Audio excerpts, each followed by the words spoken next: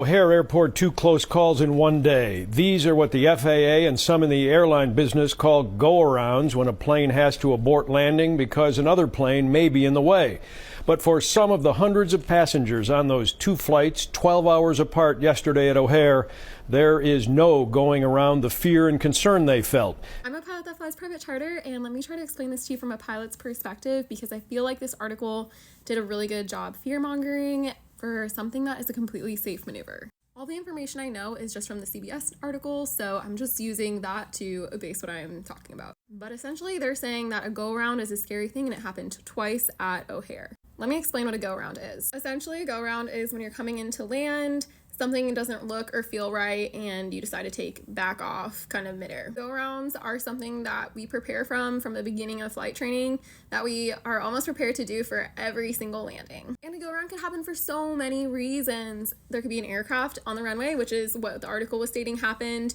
There could be animals on the runway. There could be birds circling low. There could be a wind shift. So many reasons that can make us do a go-around. But like I said in this article, it stated that there were aircrafts on the runway, and that is why these airplanes did a go-around. Let me explain why that could happen. So this happened at O'Hare, which has a large volume of aircraft coming in at all times of the day. And air traffic control is doing their best and working really hard to get aircraft as close as possible together to get as many landings as they can in, also keeping a safe distance apart. But sometimes due to reasons that are either outside of air traffic control or the pilot's scope, things could happen where aircraft get too close together and therefore execute a go-around. But like I said, the go-around happens so that the aircraft don't get too close together. They just seem like they're getting close together, which is why the go-around happens, to maintain a position and spacing.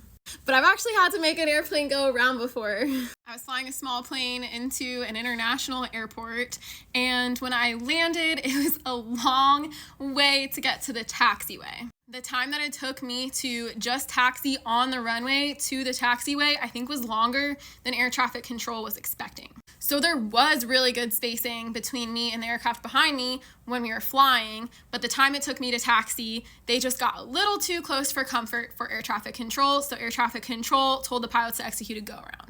The pilots were probably a little upset just because they got home a couple minutes later. Air traffic control just had to do a little bit more work vectoring them around, and maybe you as a passenger were a little nervous because you were wondering why the heck did we have to just do a go-around? Is something happening? But I promise it was just because little old me was just taking my time on the runway to taxi at a safe speed. But like I said, this is a completely safe maneuver. It's a good maneuver to do, and the pilots executed it perfectly from what CBS was saying. I know when things happen on airplanes that seem out of the ordinary, it can be a little scary sometimes, so put it in the comments if you have any more questions about these events or something else that might have scared you in the airplane. But I promise you are very well taken care of in the air by both your pilots, air traffic control, and if you fly on the airliners, by your flight attendants. Take care, guys.